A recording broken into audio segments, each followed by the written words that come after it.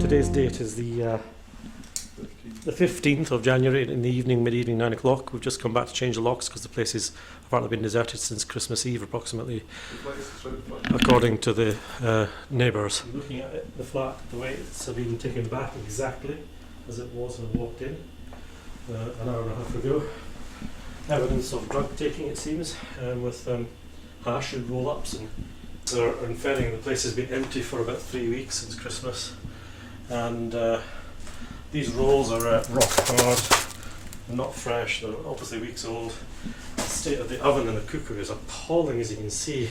Glad it's not summertime, there's cockroaches. When I gave her the flat, it was absolutely immaculate. As you can see, it's absolutely disgusting. The only stuff that's in here is really my property and her rubbish. Well, as you can see from the first views of the apartment, it's quite derelict and run down due to poor occupancy, poor tenants who did not respect its fabric. So what the challenge is in this project is to keep to a budget of about £1,500 and see how much an improvement we can bring about in a short time.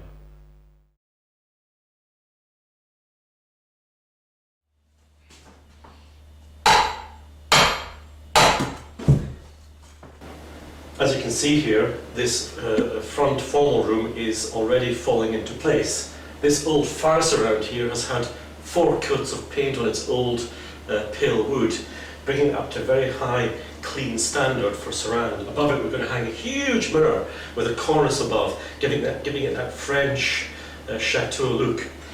The stove is simply makeshift as well. It's electric, it's not real. This funnel here is actually, believe it or not, a sewage pipe from B&Q, painted black to match the fire, making it look more authentic. We'll eventually put logs on either side, so the whole thing looks totally convincing and very pleasing to the eye, and I think you'll agree fits in well with a Georgian type of room.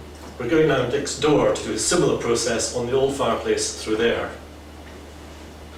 Now this fireplace in the middle room, which will become perhaps a bedroom, is a more sort of floral shape, more curved and softer to go with the furnishings and the whole effect of a restful room.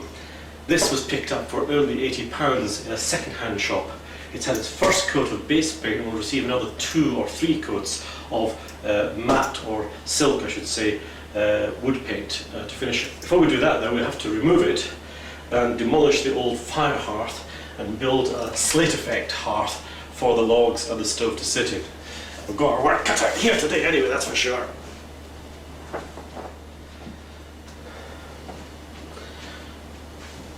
The old fireplace, you see, was an old coal fire, but in a modern busy life we don't have time for stew or soot and coal dust, so we're going to make it all makeshift and still get the same effect and pleasure from the traditional room. This old hearth I built myself 10 years ago. It looks pretty rough now, green tiled. It's coming up with crowbar and mash hammer. To fill the hole in, what we do is we put in simply a piece of empty end board, nail and stick it to the wall, get it as close as possible, and then we blacken it with blackboard paint, a couple of coats for the hearth and the backdrop. Then in goes the fire surround and the stove. Once we've done all that, we can then put a layer of varnish to protect the hearth from impact and such things. All very exciting stuff.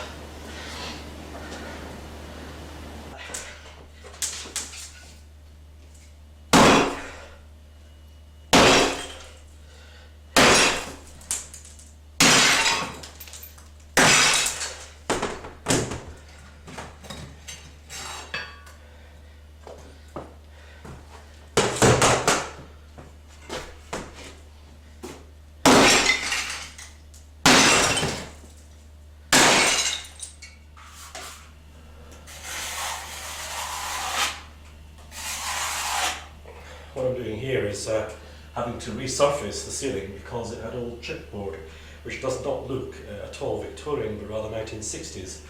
Rather than rip the ceiling out completely and spending £200 or £300 replacing it, I decided to spend only about £70 in buying these specialised fillers, which actually are very, very good from B&Q.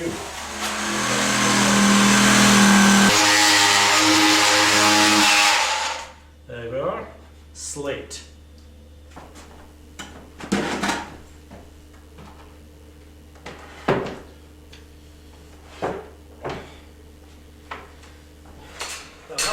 Wired up this chandelier quite easily, just 3 wires into the original socket, and the rose being stuck with no nails or whatever it's called.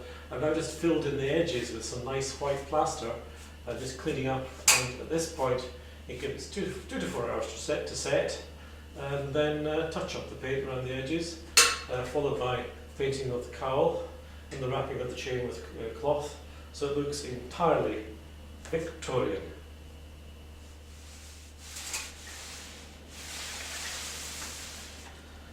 Well, 3 days of sanding and base coating, we're on with the final coat of emulsion. Flat, of course, not shiny.